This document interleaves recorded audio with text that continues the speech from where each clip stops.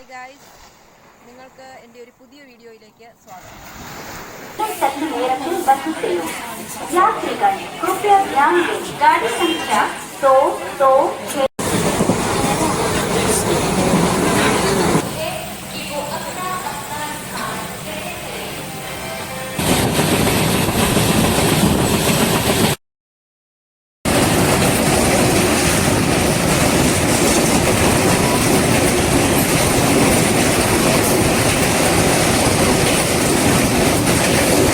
നമ്മൾ നിൽക്കുന്നത് ഫത്തേപൂർ സിക്രി സ്ഥലത്താണ് നിൽക്കുന്നത്. താജ്മഹലിൻ്റെ ഈസ്റ്റേൺ ഗേറ്റ് കാണാനുള്ള 2 ടോക്കൺ ടിക്കറ്റ് എടുത്തിട്ടുണ്ട്.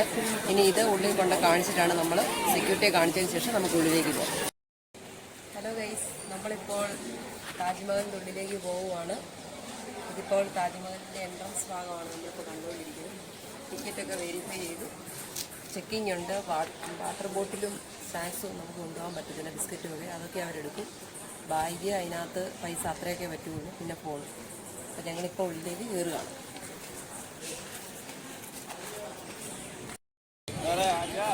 ഇതാണ് താജിൻ്റെ പ്രധാന കവാടം. ഞാനിപ്പോൾ നിൽക്കുന്ന എവിടെയാണെന്ന് പറയാൻ പറ്റുമോ? ഇതാ നമ്മുടെ താജ്മഹൽ. അപ്പം താജ്മഹലിലേക്കാണ് ഇനിയും ഉള്ള യാത്ര. താജ്മഹലിൻ്റെ ഉൾഭാഗം നിങ്ങളെ കാണിച്ചു തരാൻ പോവുകയാണ്. അപ്പോൾ വളരെ മനോഹരമായ ഒരു മഹാത്ഭുതങ്ങളിൽ ഒന്നാണല്ലോ താജ്മഹൽ. അപ്പോൾ താജ്മഹലിൻ്റെ ഫ്രണ്ടിലുള്ള മനോഹരമായ ഗാർഡനാണ് നമ്മളിപ്പോൾ കണ്ടുകൊണ്ടിരിക്കുന്നത്. വളരെ മനോഹരമാണ് കേട്ടോ, നല്ല രസമാണ്. അവിടെ നിന്നൊക്കെ ഇഷ്ടംപോലെ ആൾക്കാർ എന്തുമാത്രമാണ് ഫോട്ടോ എടുക്കുന്നത്. എത്ര ഫോട്ടോ എടുത്താലും തീരത്തില്ല. അതുപോലെ തന്നെ പിന്നെ താജ്മഹലിൻ്റെ മുന്നിലോട്ടുള്ള കവാടമാണ് കാണുന്നത്. അതെല്ലാം റെഡ് കളറിലുള്ള കല്ലുകൊണ്ടാണ് നിർമ്മിച്ചിരിക്കുന്നത്. പിന്നെ വിശാലമായ ഒരു നല്ല ഗാർഡൻ, അത് കഴിഞ്ഞാണ് ആ മനോഹരമായ സൗധം നമുക്ക് കാണാൻ സാധിക്കും. ആ ഗാർഡൻ എന്ന് പറഞ്ഞാൽ വളരെയധികം നീളമുണ്ട്, വളരെയധികം ഒരുപാട് പരന്നാണ് കിടക്കുന്നത്. ഇഷ്ടംപോലെ സ്ഥലങ്ങളുണ്ട്. ഗാർഡനുള്ളിൽ നമുക്ക് വിശ്രമിക്കാം, അവിടെ ഇരിക്കാം, അതൊക്കെ ചെയ്യാം. ഇപ്പം ഞാൻ നേരെ താജ്മഹലിൻ്റെ അടുത്തേക്ക് പോവുകയാണ്. ഇവിടുന്ന് കാണുമ്പോൾ തന്നെ വളരെ മനോഹരമാണ്. ഇനി ഇതിൻ്റെ അടുത്ത് പോയി നിന്നുകൊണ്ട് ഞാൻ കുറച്ച് ഫോട്ടോയൊക്കെ എടുത്തു. അതിൻ്റെ മുമ്പിലായിട്ടൊരു വലിയ പ്ലാറ്റ്ഫോം ഉണ്ട്. അവിടെ നിന്ന് ഇഷ്ടംപോലെ നമുക്ക് ഫോട്ടോ എടുക്കാം. നടുക്കായിട്ട് കുളമുണ്ട്. 2 സൈഡിൽ നിന്ന് നമുക്ക് നല്ലപോലെ ഫോട്ടോയൊക്കെ എടുക്കാം. അവിടെ ഫോട്ടോഷൂട്ട് നടത്താൻ വേണ്ടി തന്നെ ഒരുപാട് ആൾക്കാർ നിർബന്ധിച്ചുകൊണ്ടിരിക്കുകയാണ്. പിന്നെ ഇഷ്ടംപോലെ കണിക്കൊന്ന പൂക്കൾ, നല്ല ഗാർഡനാണ് കേട്ടോ. അവിടെ പലതരത്തിലുള്ള ഫ്രൂട്ട്സും ഉണ്ട്. പിന്നെ അതിൻ്റെ മറ്റൊരു ഭാഗത്തേക്കാണ് വന്നത്. ആ ഭാഗത്ത് ഞാൻ ഇഷ്ടംപോലെ ഫ്രൂട്ട്സും അതുപോലെ തന്നെ ചെടികളും കണ്ടു. അതൊക്കെ കണ്ടു. അത് കഴിഞ്ഞ് നേരെ ഇനി താജ്മഹലിൻ്റെ ഉൾഭാഗമാണ് ഇനി കാണാൻ പോകേണ്ടത്.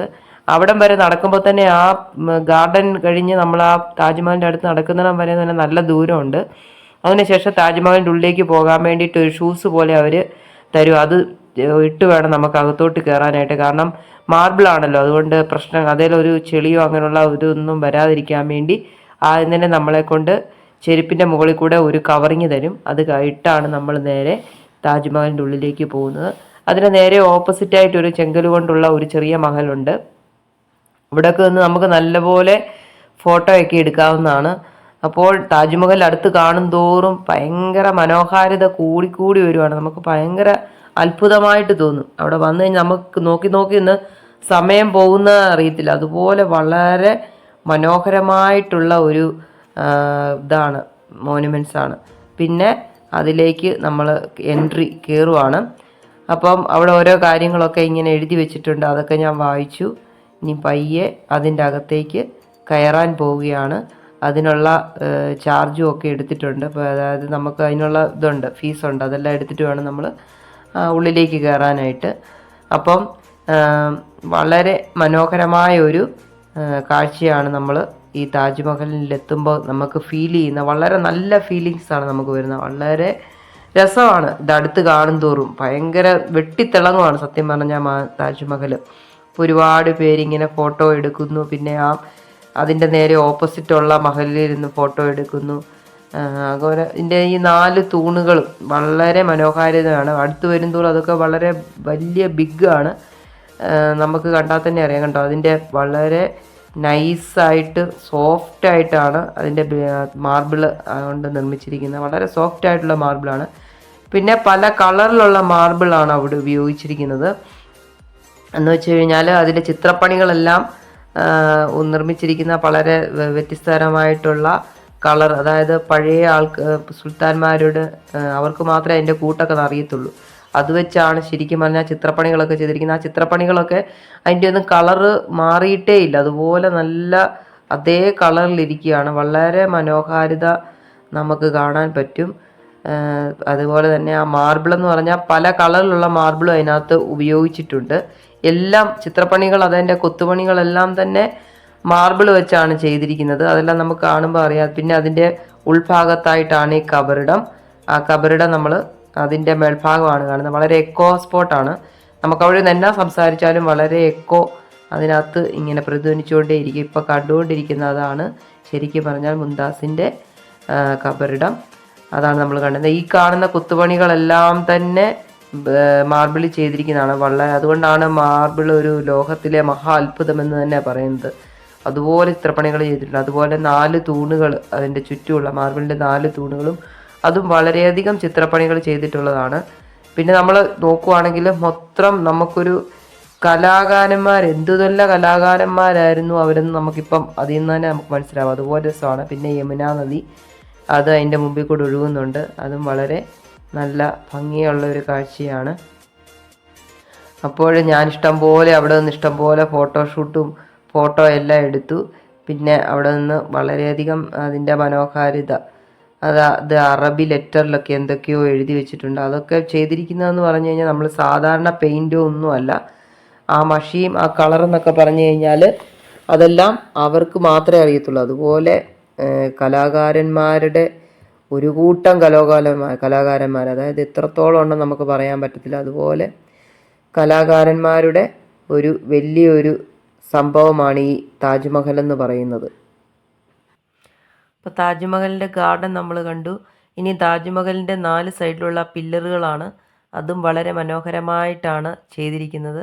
പക്ഷേ അതിൽ താജ്മഹലിൻ്റെ പോലെ തന്നെ അല്ല, മാർബിൾ പല കളറിലുള്ള മാർബിളുകൾ കൊണ്ടാണ് നിർമ്മിച്ചിരിക്കുന്നത്.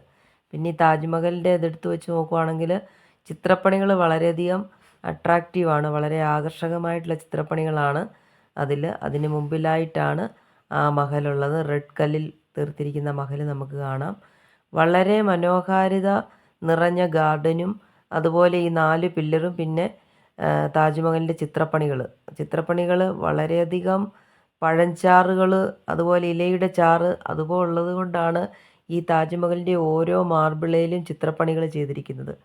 പിന്നെ അതിൻ്റെ പില്ലറുകളുടെ ഹൈറ്റ് എന്ന് പറഞ്ഞാൽ വളരെ വലിയ ഹൈറ്റാണ്. നമുക്ക് താഴെ നോക്കുമ്പോൾ അതിൻ്റെ എൻഡ് പോലും നമുക്ക് കാണാൻ പറ്റത്തില്ല. അതുപോലെ ഭയങ്കരമായിട്ടുള്ള പില്ലറുകൾ കൊണ്ടാണ് നിർമ്മിച്ചിരിക്കുന്നത്.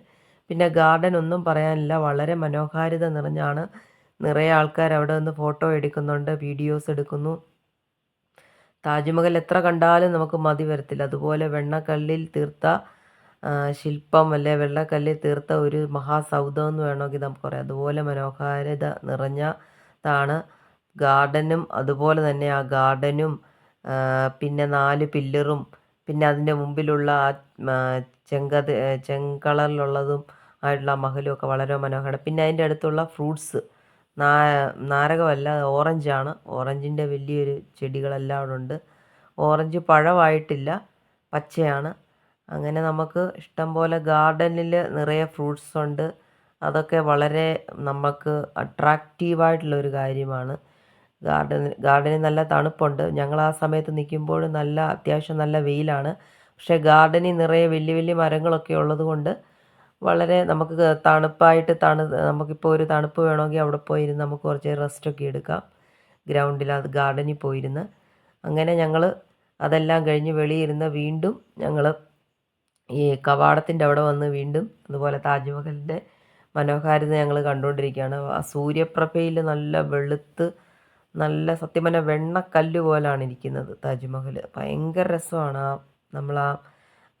ശരിക്കുമുള്ള മെയിൻ വാതിൽ കഴിഞ്ഞ് താജ്മഹലിൻ്റെ അങ്ങോട്ട് നോക്കുമ്പോൾ ഭയങ്കര രസമാണ്. ആ ഗാർഡനും എല്ലാം കൂടെ ചേർന്ന് ഭയങ്കര രസമാണ്. ഇഷ്ടംപോലെ ആൾക്കാരാണ് ഫോട്ടോയും വീഡിയോ എടുക്കുന്നത്. വെള്ള ഡ്രസ്സൊക്കെ ഇട്ടുകൊണ്ട് വന്ന് വീഡിയോയും ഫോട്ടോയൊക്കെ എടുക്കുന്നു. വെള്ള ഡ്രസ്സ് എടുക്കുമ്പോൾ കുറച്ചുകൂടെ നല്ല മനോഹരമാണ്.